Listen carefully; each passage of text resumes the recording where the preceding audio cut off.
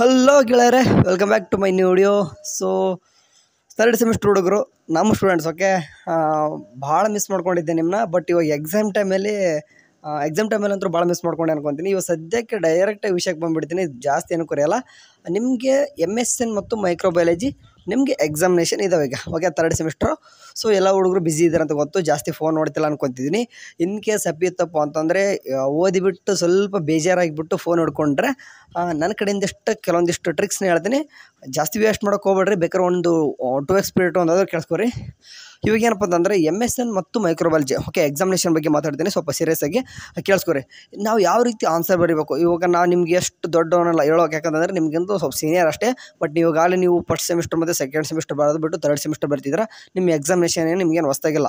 But ನಿಮ್ಗೆ ಹಳೆ ಗೊತ್ತಾಗಿದೆ, ಓಕೆ, ನಾನು ಫಸ್ಟ್ ಸೆಮಿಸ್ಟ್ರು ಸೆಕೆಂಡ್ ಸೆಮಿಸ್ಟ್ರಲ್ಲಿ ನನಗೆ ಏನಕ್ಕೆ ಜಾಸ್ತಿ ಮಾರ್ಕ್ಸ್ ಬಂದಿಲ್ಲ. ಓಕೆ, ನಾನು ಕೆಲವೊಂದಿಷ್ಟು ಹುಡುಗರು ಫೇಲ್ ಕೂಡ ಆಗಿರ್ತಾರೆ. ನಾನು ಏನಕ್ಕೆ ಫೇಲ್ ಆದೆ ಅಂತ ಸ್ವಲ್ಪ ತಲೆಯಲ್ಲಿ ಇಟ್ಕೋರಿ, ಏನಕ್ಕೆ ಫೇಲ್ ಆದೆ ಅಂತದ್ದು. ಓಕೆ, ಫಸ್ಟ್ ಗೊತ್ತಾ ಇಂಟೆನ್ಷನ್ ನಿಮ್ಗೆಲ್ಲರೂ ಕೂಡ ನಾನು ಯಾವಾಗ ಬಂದಾಗ ಕೂಡ ಪ್ರತಿಯೊಂದು ವಿಡಿಯೋದಲ್ಲಿ ಹೇಳ್ತೀನಿ, ನಾನು ಪೇಜಸ್ ತುಂಬಿಸ್ರಿ ಅಂತ ಹೇಳ್ತೇನೆ. ಪೇಜಸ್ ತುಂಬಿಸ್ರಿ, ಓಕೆ, ಅದು ಅಂದರೆ ಪಾಸ್ಗರ್ ಅಂತಲ್ಲ, 90% ಪಾಸ್ ಹೋಗೋದು ಹುಡುಗರು ಪೇಜಸ್ ತುಂಬಿಸಿ ಬಂದರೆ. ನೆನ್ಬಿಡಬೇಕು, ಪೇಜಸ್ ತುಂಬಿಸಲೇಬೇಕು.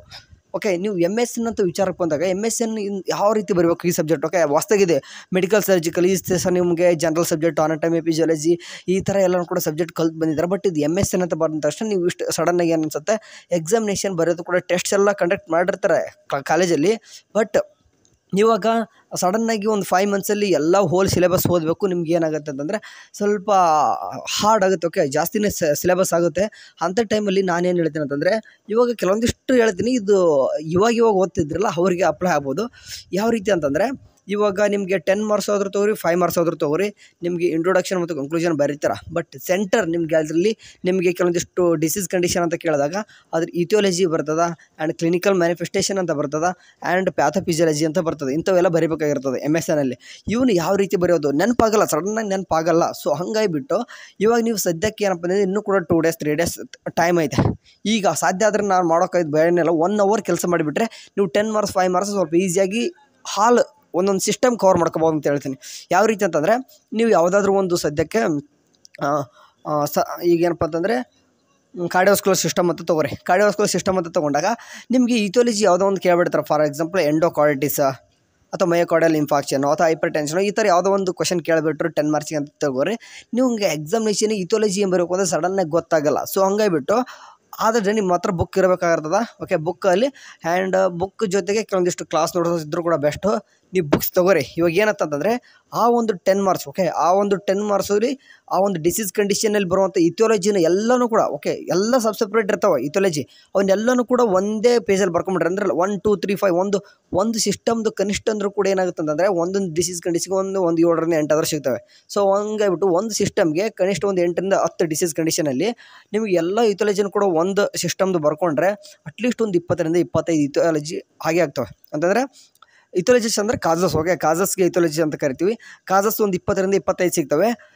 ಆ ಒಂದು ಕ್ವಶನಲ್ಲಿ ನಾಳೆ ನಿಮ್ಗೆ ಎಕ್ಸಾಮಲ್ಲಿ ಯಾವುದಾದ್ರೂ ಕೇಳಿ, ಓಕೆ, ಕಾರ್ಡಿಯೋವಾಸ್ಕ್ಯುಲರ್ ಸಿಸ್ಟಮಲ್ಲಿ ಯಾವುದಾದ್ರೂ ಕೇಳಿ ನಿಮ್ಗೆ ಇಥಿಯಾಲಜಿ ಅಂತ ಕೇಳಿಬಿಟ್ರೆ ನೀವು ಸಡನ್ನಾಗಿ ಏನು ಬರೀಬೇಕು, 20ರಲ್ಲಿ ನಿಮ್ಗೆ ಏನಾದರೂ ಒಂದು 8-10 ನೆನಪಾಗಿ ಆಗ್ತವೆ. ಅವನ್ನೇ ಬರೀರಿ. ಓಕೆ, ಅವ್ರ ಎಕ್ಸಾಮ್ನವರು ಕೂಡ ನಾಳೆ ನೀವು ಚೆಕ್ ಮಾಡುವಾಗ ಅಷ್ಟೊಂದು ಡೀಪಾಗಿ ನೋಡೋಲ್ಲ. ಓಕೆ, ನೆನ್ಪಿಟ್ಕೋಬೇಕು. ನೀವು ಯಾವುದಾದ್ರೂ ಕಾರ್ಡಿಯೋವಾಸ್ಕ್ಯುಲರ್ ಸಿಸ್ಟಮ್ ಅಂತ ತೊಗೊಂಡಾಗ ಕಾರ್ಡಿಯಾಕ್ ಔಟ್ಪುಟ್ ಕಡಿಮೆ ಇರ್ತದೆ. ಓಕೆ, ಅವರೆಲ್ಲರೂ ಕೂಡ ಏನಿರ್ತದೆ, ಬ್ಲಡ್ ಪ್ರೆಷರು ಹೆಚ್ಚು ಕಡಿಮೆ ಆಗ್ತಿರ್ತದೆ. ಅಂದರೆ ಒಂದೊಂದು ಬ್ಲಡ್ ಪ್ರೆಷರ್ ಒಂದು ಜಾಸ್ತಿ ಆದರೂ ಒಂದು ಹತ್ರ ಕಡಿಮೆನೂ ಆಗ್ತಿರ್ತವೆ, ಅಂಥವೂ ಇರ್ತವೆ. ಆ್ಯಂಡ್ ಅವ್ರಿಗೆ ಇಸ್ಕೆಮಿ ಆಗ್ತಿರ್ತದೆ. ವಿಟ್ ಮೀನ್ಸ್ ಅಂತಂದರೆ ಬ್ಲಡ್ ಸೆಲ್ಸ್ ಎಲ್ಲನೂ ಕೂಡ ಹಾರ್ಟಲ್ಲಿರುವಂಥ ಕೆಲವೊಂದು ಸೆಲ್ಸ್ಗಳು ಏನಾಗ್ತವೆ, ಡೆತ್ ಆಗ್ತವೆ. ಈ ಥರ ಆಗುವಾಗ ಸೈನ್ಸ್ ಆ್ಯಂಡ್ ಸಿಮ್ಟಮ್ ಏನೇನೆಲ್ಲ ಬರ್ಬೋದು ನಿಮಗೆ, ಸೈನ್ಸ್ ಆ್ಯಂಡ್ ಸಿಮ್ಟಮ್ಸ್ ಅಂತ ಬರ್ತವೆ. ಈಗ ಇಥಿಯಾಲಜಿ ಆಯಿತು, ಸೇಮ್ ಅದೇ ರೀತಿ ಕೂಡ ಕ್ಲಿನಿಕಲ್ ಮ್ಯಾನಿಫೆಸ್ಟೇಷನ್ ಅಥವಾ ಸೈನ್ಸ್ ಆ್ಯಂಡ್ ಸಿಮ್ಟಮ್ಸ್ ಅಂತ ಏನು ಕರಿತೀವಿ, ಅವನು ಕೂಡ ಸೇಮು ಒಂದು ಸಿಸ್ಟಮಲ್ಲಿ ಬರುವಂಥದ್ದು ಎಲ್ಲನೂ ಕೂಡ ಏನು ಮಾಡಿರಿ, ಒಂದು ಕಡೆ ಏನು ಬರೆದು ಇಟ್ಕೊಂಡ್ಬಿಡ್ರಿ. ಎಲ್ಲನೂ ಕೂಡ ಎಲ್ಲ ಡಿಸೀಸ್ ಕಂಡೀಷನ್ನು ಕೂಡ ಸಪ್ರೇಟಾಗಿ ಒಂದು ಲಿಸ್ಟ್ ಮಾಡ್ಕೊಂಡ್ಬಿಡ್ಬೇಕು ಎಲ್ಲನೂ ಕೂಡ, ಸೈನ್ಸ್ ಆ್ಯಂಡ್ ಸಿಮ್ಟಮ್ಸ್. ಅದರಲ್ಲಿ ಯಾವುದಾದ್ರೂ ಒಂದು ಡಿಸೀಸ್ ಕಂಡೀಷನ್ ಕೇಳಿ ನಾಳೆ ಎಕ್ಸಾಮಲ್ಲಿ ಅದ್ರ ಬಗ್ಗೆ ಬರೆದು ಬಿಡ್ಬೋದು. ಓಕೆ, ಅದಾದ ನಂತರ ನಿಮ್ಗೆ ಇನ್ನೊಂದು ಏನಪ್ಪ ಅಂತಂದರೆ ಅದ್ರ ಬಗ್ಗೆ ನಾಳೆ ನೀವು ಕೇರ್ ಪ್ಲಾನ್ ಹಾಕಬೇಕು. ಅದು ನೆನ್ಪಿಡು. ಒಂದಿರಿ ಯಾವುದೇ ಒಂದು 10 ಮಾರ್ಕ್ಸಿಗೆ ಕೇಳಿ 10 ಮಾರ್ಕ್ಸಿಗೆ ಅಂತೂ ನೀವು 2 ಕೇರ್ ಪ್ಲಾನ್ ಹಾಕಲೇಬೇಕು. ಅದು ಒಂದೇ ಪೇಜಲ್ಲಿ ಹಾಕಿದರೆ ಬೆಟರು. ಯಾಕಂತಂದರೆ 2 ಹಾಕಲೇಬೇಕು ನೀವು ಚೆನ್ನಾಗಿ ಮಾರ್ಕ್ಸ್ ಬರಬೇಕು ಅಂತಂದರೆ. ಹಂಗಾಗಿಬಿಟ್ಟು ಡಿಸೀಸ್ ಕಂಡೀಷನ್ ಬಗ್ಗೆ ಏನಪ್ಪ ಅಂತಂದರೆ ಈ ಕೇರ್ ಪ್ಲಾನ್ ಹಾಕುವಾಗ ಆ್ಯಕ್ಚುಲ್ ಪೊಟೆನ್ಷಿಯಲ್ ಅಂತ ಬರ್ತದೆ. ಒಂದು ಆ್ಯಕ್ಚುಲ್ ಅದ್ರ ಬಗ್ಗೆ ರಿಲೇಟೆಡ್ ಬರಲೇಬೇಕು. ನೀವು ಒಂದು ಹೇಳ್ತೀನಿ, ಕಾರ್ಡಿಯೋವಾಸ್ಕ್ಯುಲರ್ ಸಿಸ್ಟಮ್ ಬಗ್ಗೆ 10 ಮಾರ್ಕ್ಸ್ ಯಾವುದಾದ್ರೂ ಕೇಳಿ ನಿಮ್ಗೆ ಅವ್ರದಂತೂ ಏನಪ್ಪ ಅಂತಂದರೆ ಕಾರ್ಡಿಯಾಕ್ ಔಟ್ಪುಟ್ ಕಡಿಮೆ ಹಾಗೆ ಆಗ್ತಿರ್ತದೆ, ಅದ್ರ ಬಗ್ಗೆ ಬೇಕಾದರೆ ಬರೀರಿ.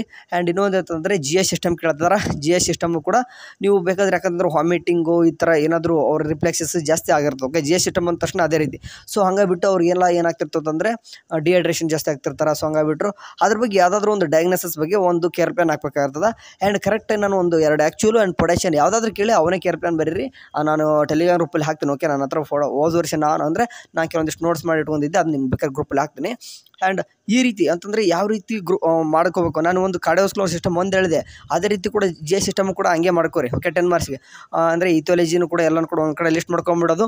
ಅದು GI ಸಿಸ್ಟಮಲ್ಲಿ ಯಾವುದಾದ್ರೂ ಕೇಳಿ, ಫಾರ್ ಎಕ್ಸಾಂಪಲ್ ಪ್ಯಾಂಕ್ರೆಟಿಟಿಸಾಗಿ ಕೇಳಲಿ, ಗ್ಯಾಸ್ಟ್ರೈಟಿಟಿಸಾಗಿ ಕೇಳಿ, ಅಥವಾ ಒಂದು ಕಿರೋಸಿಸ್ ಅಂತ ಬರ್ತದೆ. ಈ ರೀತಿ ಯಾವುದಾದ್ರೂ ಒಂದು ಕೇಳಿದಾಗ ಅದ್ರ ಬಗ್ಗೆ ರಿಲೇಟೆಡ್ ಆಲ್ಮೋಸ್ಟ್ ಎಲ್ಲನೂ ಕೂಡ ನೋಡ್ತಿರ್ಬೋದು ನೀವು. ಇಥಿಯಾಲಜಿ ಏನೇನು ಇರ್ತವೆ ಸೇಮ್ ಒಂದು ಲಿಸ್ಟ್ ಮಾಡ್ಕೊಂಬಿಟ್ರೆ ಅದ್ರ ಒಂದು 8-10 ಆದ್ರೆ ನೆನಪಾಗ್ತವೆ. ಒಂದು 25 ಅಂತೂ ನಿಮಗೆ ಸೈನ್ಸ್ ಇಥಿಯಾಲಜಿ ಸಿಗ್ತವೆ, ಅದರ ಒಂದು 8-10 ಬರೆಯೋದು. ಆ ಸೇಮ್ ಕ್ಲಿನಿಕಲ್ ಮ್ಯಾನಿಫೆಸ್ಟೇಷನ್ ಅಷ್ಟೇ. ಆ್ಯಂಡ್ ಇವಾಗ ಪ್ಯಾಥೋಫಿಸಿಯಾಲಜಿ ಅಂತಲೂ ಕೂಡ ಬರ್ತದೆ ನಿಮಗೆ. ಪ್ಯಾಥೋಫಿಸಿಯಾಲಜಿ ಯಾವ ರೀತಿ ಬರೆಯೋದು ಅಂತ ನಿಮಗೆ ಅನಿಸುತ್ತೆ. ಈಗ ಪ್ಯಾಥೋಫಿಸಿಯಾಲಜಿ ಬಗ್ಗೆ ಸ್ವಲ್ಪ ಮಾತಾಡ್ತೀನಿ. ಪ್ಯಾಥೋಫಿಸಿಯಾಲಜಿ ಯಾವ ರೀತಿ ಆನ್ಸರ್ ಬರೋದು ಅಂತಂದರೆ, ಕೆಲವೊಂದಿಷ್ಟು ಹುಡುಗರಿಗೆ ಭಾಳ ಕನ್ಫ್ಯೂಷನ್ ಆಗ್ತಾ ಹೋಗ್ತದೆ. ಯಾಕಂತಂದರೆ ಪ್ಯಾಥೋಫಿಸಿಯಾಲಜಿ ಅಂತಂದರೆ ಟೋಟಲ್ ಇಥಿಯಾಲಜಿ ಅಂತ ಹಿಡಿದ್ಬಿಟ್ಟು ಕೊನೆಗೆ ಬರುವಂಥ ಏನಪ್ಪ ರಿಸಲ್ಟ್ ಅಂತ ಏನು ಕರಿತೀವಿ ಅದು ಪ್ಯಾಥೋಫಿಸಿಯಾಲಜಿ ಆಗಿರ್ತವೆ. ಓಕೆ, ಅಂದರೆ ಪ್ಯಾಥೋಲಜಿ ಅಂತಂದರೆ ಏನಾದರೂ ಆರ್ಗನಿಸಮ್ ಅಥವಾ ಏನಾದರೂ ಕಾಸಿಂಗ್ ಆಗಿಬಿಟ್ಟು ಅವ್ರಿಗೆ ಏನೇನೆಲ್ಲ ಆಗಿದೆ ಅದು ಸ್ಟಡಿ ಮಾಡೋದು ಪ್ಯಾಥೋಫಿಸಿಯಾಲಜಿ. ಸಿಂಪಲ್ಲಾಗಿ ನೋಡಿರಿ, ಒಂದು ಯಾವುದಾದ್ರು ರೆಸ್ಪಿರೇಟರಿ ಸಿಸ್ಟಮ್ ಅಂತ ತೊಗೊಳ್ರಿ, ಅದ್ರ ಪ್ಯಾಥೋಫಿಸಿಯಾಲಜಿ ಯಾವುದಾದ್ರೂ ಒಂದು ನಿಮೋನಿಯಾನೋ ಅಥವಾ TBನೋ ಅಥವಾ COPDನೋ ಯಾವುದೋ ಒಂದು ಬರ್ತವೆ. ಅದರಲ್ಲಿ ಯಾವುದಾದ್ರೂ ಒಂದು ಪ್ಯಾಥೋಫಿಸಿಯಾಲಜಿ ಬರೋಕ್ಕೆ ಕೇಳಿದ್ರೆ ನಿಮ್ಗೆ ಸಡನ್ನಾಗಿ ಗೊತ್ತಾಗಲ್ಲ. ಜಸ್ಟ್ ನಾನು ಏನು ಹೇಳ್ತೇನೆ ಅಂತಂದರೆ, ಅಟ್ಲೀಸ್ಟ್ ಏನಾದರೂ ಬರೀಬೇಕಲ್ಲ ಎಕ್ಸಾಮಲ್ಲಿ, ಅಂಥ ಹುಡುಗರು ಏನು ಹೇಳ್ತೇನೆ, ರೆಸ್ಪಿರೇಟರಿ ಸಿಸ್ಟಮ್ ಯಾವುದಾದ್ರೂ ಕ್ವಶನ್ ಕೇಳಿ ಅವ್ರೇನು ತಿಳ್ಕೊಂಬಿಡೋಕು ಡ್ಯೂ ಟು ದಿ ಇಥಿಯಾಲಜಿಕಲ್ ಫ್ಯಾಕ್ಟರ್ ಅಂತ ಹಾಕೊಂಡ್ಬಿಡ್ತೀರ. ಓಕೆ, ನೀವಾಗೆ ನಾನು ಏನು ಹೇಳ್ತೀನಿ, ನಾನು ಪ್ಯಾಥೋಫಿಸಿಯಾಲಜಿ ಬರೆದು ಹೇಳ್ತೀನಿ. ಬಟ್ ಇದು ಅಲ್ಲ, ಪಾಸ್ ಆಗೋ ಸ್ಟೂಡೆಂಟ್ ಜಸ್ಟ್ ಪಾಸ್ ಆಗೋ ಕೇಳ್ತಿದ್ದೀನಿ ಹೊರತು ನಾನು ಇದು ಸ್ಕೋರ್ ಮಾಡೋರಿಗೆಲ್ಲ ಅದನ್ನ ನೆನ್ಪಿಟ್ಕೋಬೇಕು. ಯಾಕಂತಂದರೆ ಎಲ್ಲನೂ ಕೂಡ ಓದೋದಕ್ಕಾಗಲ್ಲ, ಸಡನ್ನಾಗಿ ಈ ಟೈಮಲ್ಲಿ ಓದೋರಿಗೆ ಹೇಳ್ತೀನಿ. ಜಸ್ಟ್ ಏನಪ್ಪ ಅಂತಂದರೆ ಎಲ್ಲನೂ ಕೂಡ ಡ್ಯೂ ಟು ಯುಥಿಯಾಲಜಿಕಲ್ ಫ್ಯಾಕ್ಟರ್ ಅಂತ ಹಾಕ್ಕೊಂತಾರೆ. ಅದಾದ ನಂತರ ಏನಾಗುತ್ತೆ, ರೆಸ್ಪಿರೇಟರಿ ಸಿಸ್ಟಮಲ್ಲಿ ಅದು ಏನಾಗ್ತಾರೆ, ಎಕ್ಸ್ಪೋಸ್ ಆಗ್ತಾರೆ. ಓಕೆ, ಎನ್ವೈರ್ಮೆಂಟ್ಗೆ ಎಕ್ಸ್ಪೋಸ್ ಆಗ್ತಾರೆ, ಅಥವಾ ಕೆಲವೊಂದಿಷ್ಟು ಸ್ಮೋಕಿಂಗ್ ಮಾಡಿರ್ತಾರೆ, ಎಲ್ಲನೂ ಕೂಡ ಮಾಡಿರ್ತಾರೆ. ಎಕ್ಸ್ಪೋಸರ್ ಆದ ತಕ್ಷಣ ಏನಾಗುತ್ತೆ ಅಂದರೆ ಏರ್ವೇದಲ್ಲಿ ಅಬ್ಸ್ಟ್ರಕ್ಷನ್ ಆಗುತ್ತೆ. ಅಬ್ಸ್ಟ್ರಕ್ಷನ್ ಆಗೋದ್ರಿಂದ ಏನಾಗ್ಬಿಡುತ್ತೆ, ಸಡನ್ನಾಗಿ ಅವ್ರಿಗೆ ಹೆಂಗಾದ್ರೂ ಮುಕಸ್ ಪ್ರೊಡಕ್ಷನ್ ಜಾಸ್ತಿ ಆಗುತ್ತಾ. ಓಕೆ, ಮುಕಸ್ ಪ್ರೊಡಕ್ಷನ್ ಆಗ್ತದಂದರೆ ಆಕ್ಸಿಜನ್ನು ಮತ್ತು ಏನಂತೀವಿ, ಆಕ್ಸಿಜನ್ ಮತ್ತು ಕಾರ್ಬನ್ ಡೈಆಕ್ಸೈಡ್ ಏನಾಗ್ತದೆ ಎಕ್ಸ್ಚೇಂಜ್ ಮಾಡ್ಕೊಳ್ಳೋದು, ಅವೆಲ್ಲ ಇಂಪೇರ್ಡ್ ಆಗುತ್ತೆ. ಸೊ ಇಂಪೇರ್ಡ್ ಆಗೋದ್ರಿಂದ ಅವ್ರಿಗೆ ಏನಂತ ಆಯಾಸ ಜಾಸ್ತಿ ಆಗುತ್ತೆ. ಆಯಾಸ ಜಾಸ್ತಿ ಆಗೋದ್ರ ಅಂತಂದ್ರೆ ಅವರಿಗೆ ಸೈನ್ಸ್ ಆ್ಯಂಡ್ ಸಿಂಪ್ಟಮ್ ಜಾಸ್ತಿ ಬರ್ತಾ ಹೋಗ್ತಾವೆ. ಸಿಂಪಲ್ ಆಗಿ ಅಂತಂದರೆ ಇವನೇ ಬರಿಬೇಕಂತಲ್ಲ, ಆ್ಯಕ್ಚುಲಿ ನಾನು ಒಂದು ಎಕ್ಸಾಂಪಲ್ ಹೇಳಿದ್ದೀನಿ, ಒಂದು ತಿಳ್ಕೊಬೇಕು ನೀವು ಯಾವ ರೀತಿ ಬರೀಬೇಕು ಅಂತ. ಇದನ್ನೇ ನೀವು ಒಂದು ಪ್ಯಾಥೋಫಿಸಿಯಾಲಜಿ ಬರಿಬೋದಲ್ಲ. ಲೈಕ್ ಅದೇ ರೀತಿ ಕಾರ್ಡಿಯೋವಾಸ್ಕ್ಯುಲರ್ ಸಿಸ್ಟಮ್ ತೊಗೊರಿ.